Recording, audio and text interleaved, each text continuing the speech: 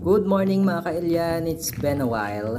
Kay aga-aga nga ay bored na bored tayo kaya naisipan ko na lang pumunta ng church para maglinis. So ito nga pala yung church namin guys, ayan. So sinimulan ko na nga maglinis, inuna ko syempre yung ating pong mga speaker dyan. Kailangan kasi talagang linisan yan palagi kasi mabilis masira ang mga gamit kapag madumi. Nagwalis at nagpunas nga lang yung ginawa ko dyan guys para pagsapit ng linggo ay malinis na at konti na lang yung lilinisin. Naka-open kasi maghapon magdamag yung 4 na malalaking aircon namin dito guys. Kaya mabilis makapasok yung mga alikabok at saka mga dahon. Diba ang astig ng aircon namin kasi hindi lang malamig na hangin yung nilalabas kundi pati dahon at alikabok. Natapos na nga ako dyan guys kaya tignan nyo naman no. So, nagtatanong nga pala ng aircon namin guys, ito nga pala yung sinasabi ko. Ayan no, isa, dalawa, tapos nasa kabila pa yung dalawa.